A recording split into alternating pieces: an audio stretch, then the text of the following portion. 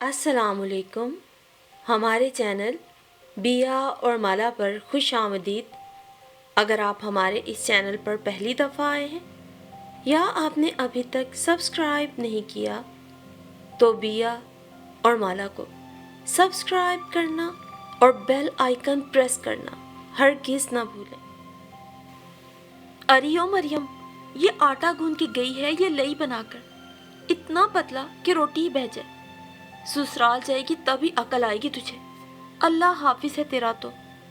अपने हाथ में रिमोट दबाए वो अपना पसंदीदा प्रोग्राम देखने में मगन थी कि सुबह ही सुबह अम्मा की कड़कदार आवाज़ से रिमोट उसके हाथ से छूटा था। उफ, ये अम्मा भी ना कभी मेरे किसी काम से खुश नहीं होती, हर चीज़ में कीड़े ही निकालती हैं। ससुराल जाके क्या खाक अकल आएगी, मुझे तो अपना मेका ही ससुराल लगता है। अरे कहाँ मर गई, अब आएगी भी ये टीवी ही देखती रहेगी। घर का सारा काम पड़ा है और इस लड़की को टीवी की पड़ी है। मामूल की तरह अम्मा मुसलसल उसे कोसने में मसरूफ थी। उसकी तो सुबह दोपहर शाम और रात सभी अम्मा की डांट और फटकार से पूरी होती थी। आ रही हूँ, थोड़ा सब्र भी कर लिया करो, यहाँ से वहाँ पहुँचने में 1-2 मिनट तो लगते हैं ना। हमेशा की तरह उसने अम्मा के किचन की जानिब भागते हुए आवाज़ लगाई, वरना अम्मा से कुछ बात न था कि वो अपनी चप्पड़ लेके उसके सर पे पहुंच जाती। बस यही काम है तेरा, एक तो गलती करती है, दूसरे मुसलसल जुबान चलाती है। तू कभी ना सुधरेगी। 1000 दफ़ा समझाया है, लड़कियों को खामोश रहना चाहिए, आगे से जवाब नहीं देना चाहिए। लड़की में लाख खामियां हो लेकिन उसकी जुबान तेज नहीं होनी चाहिए, मगर तेरी तो जुबान को ही लगाम नहीं। लगता है खुदा ही समझाएगा तुझे तो। आटे को छोड़ के अम्मा अब उसकी जुबान दराजी के पीछे पड़ गई थी। न जाने क्यों उसे हसरत सी हो रही थी कि अम्मा कभी उससे प्यार से बात करें। वो अपनी तरफ से तो हर मुमकिन कोशिश यही करती थी कि हर काम सही करे, मगर फिर भी उससे हर बार कोई ना कोई गलती हो जाती थी और अम्मा उसे डांटने लग जाती थी। आई एम सॉरी अम्मा, अब बताओ ये आटा कैसे सही करूं? उसने ही हार मान के अम्मा को खामोश कराया और अम्मा के मशवरे पे अमल करती हुई अपने लेनुमा आटे को सही करने लगी। अम्मा के कहने के मुताबिक उसमें मज़ीद सूखा आटा मिलाया और जैसे जैसे उसे गूंथती गई सारा आटा एक तरह का हो गया। एक तरफ अम्मा थी जिन्हें मरियम की कोई बात पसंद न थी, कभी भी उसके काम से मुतमईन न होती, और दूसरी तरफ अब्बा थे जो रात में ही कह रहे थे, मेरी बेटी चाय बहुत अच्छी बनाती है। नसरीन सच बताऊं, दिन भर का थका हारा जब लौटता हूँ तो मरियम के हाथ की बनी चाय मेरी सारी थकान उतार देती है। इतनी अच्छी चाय तो कभी तुमने भी नहीं बनाई। चाय का पहला सिप लेते हुए उन्होंने अपनी अजीज़त जान बेटी के सर पे नहायत शफकत से हाथ फेरा था। मरियम ने फख्र से गर्दन अकड़ाई। वो अपने अब्बा की बेहद लाडली थी। अब्बा हमेशा उसकी तारीफ करके उसके हर काम को सराहते थे। हद करते हैं आप भी, बेटी ज़ात है, ज़्यादा तारीफें करके सर पे ना चढ़ाएं। कल को पराए घर भी जाना है इसने। ज़्यादा अपनी ज़ात पे फख्र करने लगी ना तो ज़िंदगी में कभी भी झुकना नहीं सीखेगी, अपनी गलती नहीं मानेगी, उल्टा गरूर और फख्र इसे ही नुकसान पहुंचा देंगे। हमीद मियाँ को घूरते हुए नसरीन बेगम ने बड़ी बेदिली से पहलू बदला। मरियम दुख से उन्हें देख के रह गई थी। क्या बुरा था जो अब्बा के साथ अम्मा भी उसकी तारीफ कर देती। चाय तो वो वाकई अम्मा से भी अच्छी बनाती थी। आप तो हद करती हैं नसरीन बेगम, इसको ससुराल जाना है, इसका ये मतलब तो नहीं कि आप इसके पीछे ही पड़ जाएं।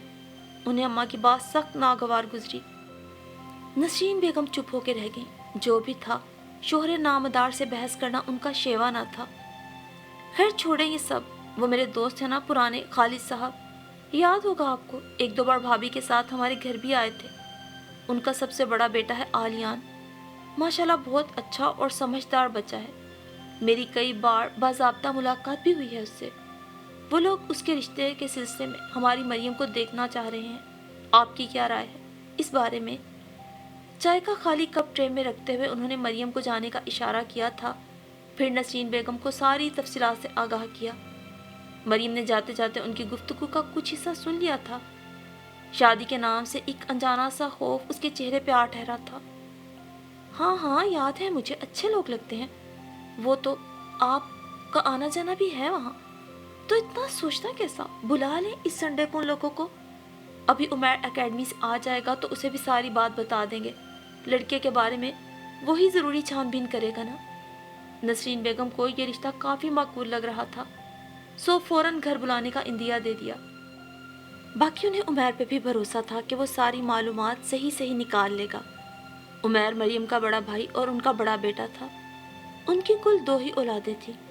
हमीद साहब का अपना जनरल स्टोर था। कुछ नसरीन भी कनात पसंद थी। सास ससुर का इंतकाल हो चुका था।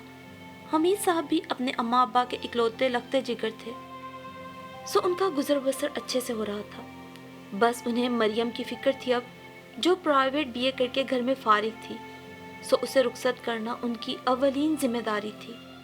फिर इतवार के रोज़ आलियान के घर वालों की आमद के सिलसिले में नसरीन बेगम सुबह से ही घर की सफाई सुथराई में मसरूफ़ थी। मरियम की शामत आई हुई थी। किचन से लेके बाथरूम की सफाई तक नसरीन ने उसे अपने साथ लगाए रखा था। काम तो वो सारा बेचारी मरियम से ही करवा रही थी। बस खड़े खड़े उसे हदायतनामा जारी करने के साथ साथ उसके हर काम पे तनकीद करके बार बार काम सही करवा रही थी। मरियम हकीकतन तब उठी थी। अम्मी क्या हो गया है आपको? बैठ जाएं, मैं खुद ही कर लूँगी, आप बेफिक्र रहें। वाह बेटा वाह, सही जा रही हो तुम। तुमसे तो अपनी माँ बर्दाश्त नहीं हो रही, सास को क्या बर्दाश्त करोगी? शादी होने वाली है तुम्हारी। मगर बेटा जी तुम नहीं सुधरोगी। लगता है तारे देख के ही अक्ल सीखोगी। सासें अपने घर का सारा काम बहुओं से उनके सर पे खड़े होके ही करवाती हैं। और वैसे भी तुम कौन सा इतनी अच्छी सफाई करती हो कि तुम्हारे भरोसे घर छोड़ के बैठ जाऊं। जल्दी से काम समेटो, फिर खाने का इंतजाम करो मेरे साथ। वो भी उसकी ही अम्मा थी, मिनट में तबीयत साफ कर देती थी। मरियम मुंह बसोर के रह गई। अम्मा से जीतना उसके बस में ना था। सफाई सुथराई से फारिग होने के बाद वो नाश्ते और खाने वगैरह के इंतजामात में लग गई थी। अम्मा को वैसे भी बाहर की चीज़ें पसंद न थी। केक से लेकर समोसे तक वो हर चीज़ घर में खुद बनाती थी। पूरा ख़ानदान उनकी नफासत पसंदी और सुघड़पन की तारीफ करता था, और वह मरियम को भी उसी रूप में ढालना चाहती थी। मगर मरियम थी कि हर बार उससे कोई ना कोई गलती सरजद हो ही जाती थी। आज तो मामला ही कुछ और था। फिर भला आज कैसे वो मरियम को कोई गलती करने देती। इसलिए सुबह से ही उसे नाश्ते वगैरह के इंतजामात में लगा दिया। रोल का मसाला फ्रिज में तैयार करवा के रखवाया। फिर रोल की पट्टियाँ बनवाई। कबाब ख़त्म हो गए थे, वो बनवाए, फिर फ्रीज़ करवा दिए। खीर बनवा के रात को ही उन्होंने फ्रिज में रखवा दी थी। इसके अलावा कुछ निमको वगैरह उन्होंने बाज़ार से मंगवा ली, और खाने के लिए तंदूरी चिकन का मेन्यू रखा था।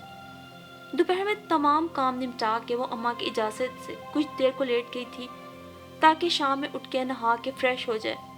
हल्की गंदमी रंगत की हामिल और घने आबशार जैसे बालों की बदौलत वो अपने आप में काफ़ी कशिश रखती थी। जो भी देखता उसे सराहता ज़रूर था। बस कम उम्री के बाइस उसमें कुछ लाउबालीपन था, जिसे हर वक्त नसरीन बेगम संजीदगी में ढालने की कोशिश करती रहती थी। शाम में नहा के उसने हल्के आसमानी रंग का कॉटन का सूट जेब तन किया। सलीके से सर पे दुपट्टा सजाए वो बेहद पुरवकार लग रही थी। साफ सुथरा घर और किचन, सलीकामंद माँ और बेटी खाली साहब और उनकी शरीके हयात सफिया को बेहद पसंद आई थी। इतना कि घर जाते ही उन्होंने अपनी रजामंदी जाहिर करके डायरेक्ट शादी की तारीख मांग ली थी। नसरीन तो इतनी जल्दी इस पे शुक्राने के नफल पढ़ने लग गई थी। उधर उमैर ने भी तमाम मालूमात हासिल करके आलियान के हक में फैसला दे दिया था। यूं चंद दिन में उनके इंतज़ार के बाद और आलियान से बाज़ाब्ता मुलाकात के बाद उन्होंने रजामंदी दे दी थी, और यूं आनंद फानंद शादी की तैयारियां शुरू कर दी गई थी। तैयारियों के साथ साथ अम्मा की नसीहतों में भी इजाफा हो गया था। मगर मरियम खुश होने की बजाय अनजाने खौफ के ज़ेरे असर दिन ब दिन खामोश होती जा रही थी, जिसे सब उसकी शर्म से ताबीर कर रहे थे। अम्मा उसे हर वक्त समझाती, बेटा कुछ भी हो जाए कभी किसी से बदतमीजी ना करना, अपने शोहर की नाफरमानी ना करना, बड़ी से बड़ी बात पे भी सब्र कर लेना, मगर कोई हरफे शिकायत अपनी ज़ुबान पे ना लाना। सास को अपनी माँ समझना और ससुर को बाप। तुम घर की बड़ी बन के जा रही हो, कभी मुझे शर्मिंदा ना कराना। हर काम नहायत सलीके से करना, यूं कि मेरी तरबियत पे हर्फ ना आए।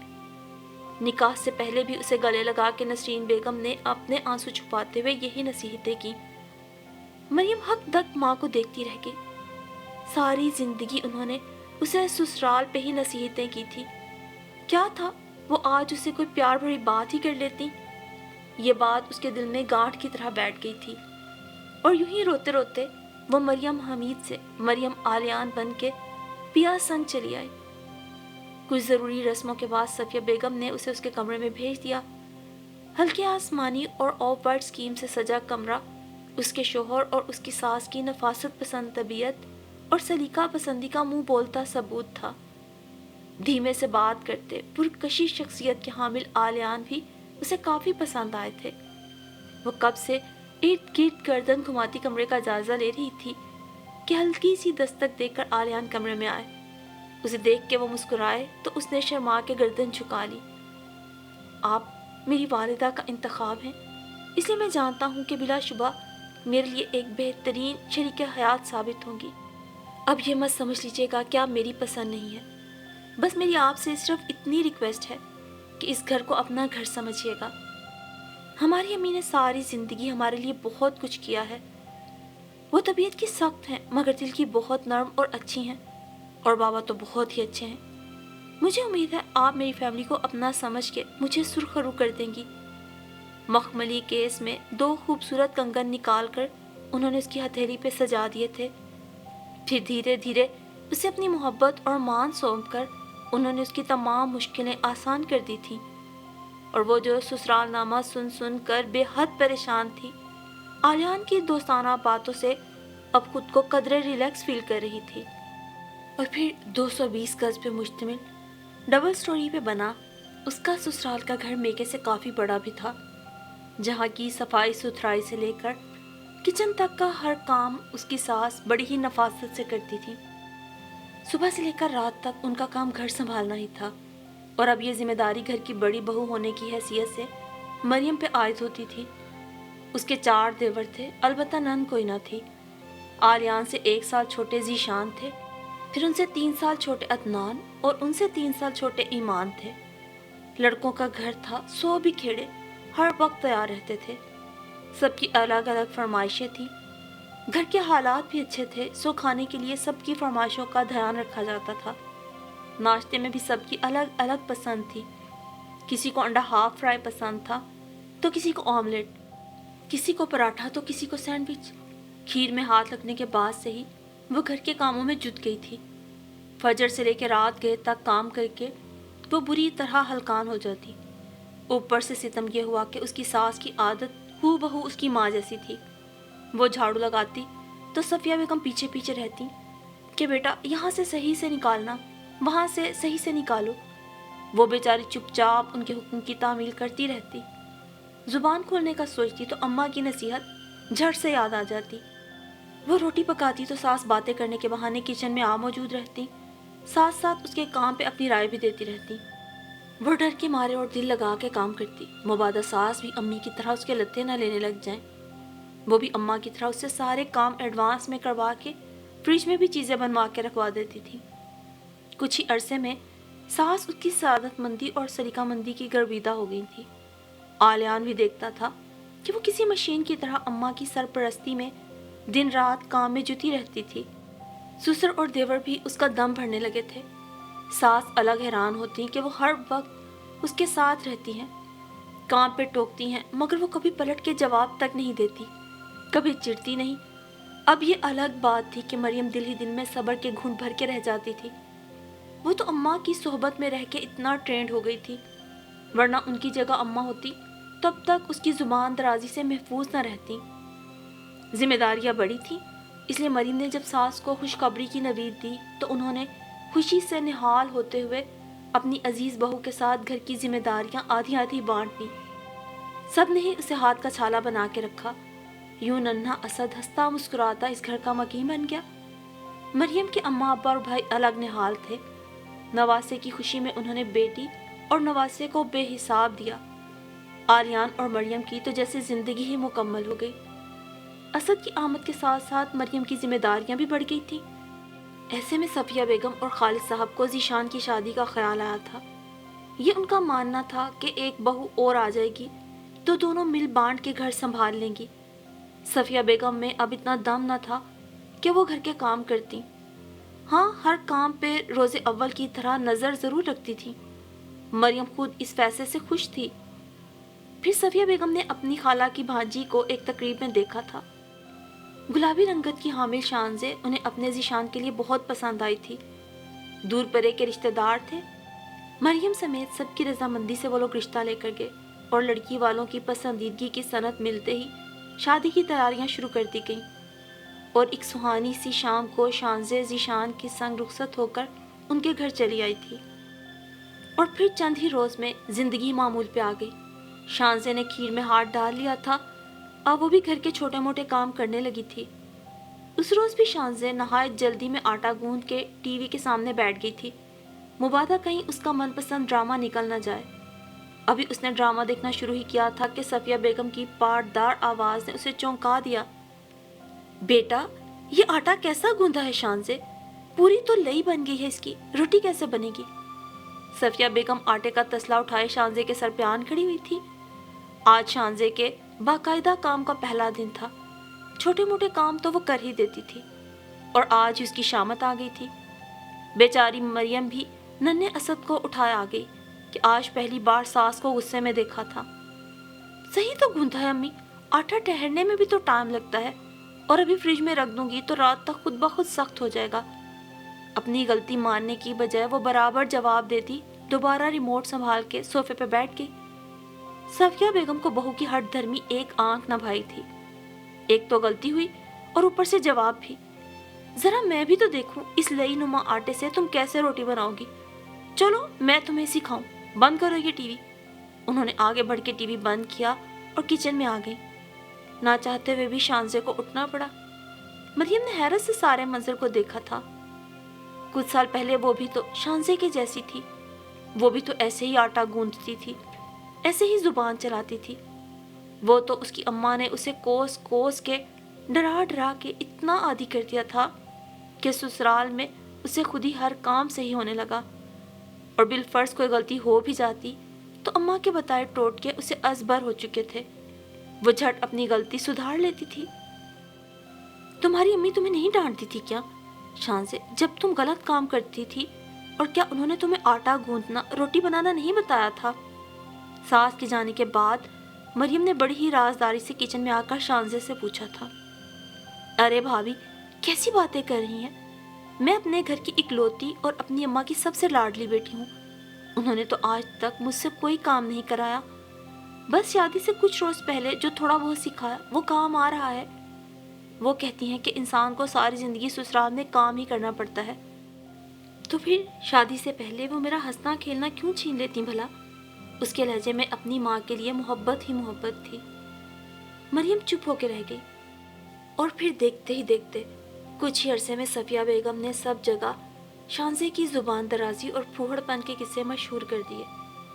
تھیں تو وہ ساس ہی نا، ایک جگہ مریم کی سعادت مندی تھی، سلیقہ مندی تھی، دوسری جانب شانزے کی زبان درازی اور پھوہڑ پن۔ صفائی کرتی تو کچرا ادھر ادھر پڑا رہ جاتا، روٹی پکاتی تو کہیں سے جل جاتی اور کہیں سے کچی رہ جاتی، کوئی کام بھی اس سے ڈھنگ سے نہ ہوتا۔ اکثر اس کی ساس تنگ آ کے کہا کرتی تھی کہ اگر شادی سے پہلے تمہاری ماں نے کچھ سکھایا ہوتا، یا تم نے کھیل کود اور بچپنے کی بجائے ان سے کچھ سیکھا ہوتا تو یہ تانے نہ سننے پڑتے تمہیں۔ اور مریم ساس کی بات سن کے بس یہی سوچا کرتی تھی کہ وہ بھی تو اپنے گھر کی اکلوتی تھی، اگر اس کی اماں نے بھی اسے سر پہ چڑھایا ہوتا، کام نہ کرائے ہوتے، ہر بات پہ ٹوکا نہ ہوتا، سمجھا سمجھا کے اس کے جواب دینے کی عادت نہ چھڑائی ہوتی، تو آج وہ بھی شانزے کی طرح ساس کی ناپسندیدہ بہو ہی ہوتی۔ ہمیشہ اس نے اماں کے لیے اپنے دل میں بدگمانی رکھی تھی کہ اماں اس سے محبت نہیں کرتی، جب ہی ڈانٹتی رہتی ہیں۔ مگر وہ کیوں ڈانٹتی تھی یہ آج اسے سمجھ آ گیا تھا۔ آج اس کے دل سے ہر کدورت مٹ گئی تھی۔ اس کی اماں نے اسے ذرا سی ڈانٹ پھٹکار دے کر ہمیشہ کے لیے اس کے نصیب میں سسرال کا سکھ لکھ دیا تھا۔ ماں کی نصیحتیں اس کے دل میں گانٹھ کی طرح بن گئی تھی، ویسے ہی جیسے اس کی ساس کے دل میں شانزے کا پھوہڑ پن گانٹھ کی طرح بن گیا تھا۔ اب شانزے جتنی بھی کوشش کر لیتی رہتی وہ بد زبان ہی۔ اسے یاد تھا جب کبھی اماں کی اتنی زیادہ ہدایات سے چڑ کے وہ کوئی جواب دیتی تو اماں اس کے بدلے میں کہا کرتی تھی، لڑکی میں خواہ کتنے بھی گن کیوں نہ ہو، اگر وہ زبان کی تیز ہو تو زبان درازی تمام گنوں پہ بھاری پڑ جاتی ہے، کوئی بھی اس کا سگڑاپا نہیں دیکھتا۔ اور وہ سوچ رہی تھی شانزے تو نہ صرف بد زبان ہے بلکہ بے انتہا پھوہڑ بھی ہے، کاش کہ اس کی ماں نے بھی اس کی آنے والی زندگی کے بارے میں سوچا ہوتا، اس کی شادی سے پہلے کی زندگی کو صرف کھیل تماشا نہ سمجھا ہوتا تو آج شانزے اپنے سسرال میں یوں ذلیل و رسوا نہ ہوتی۔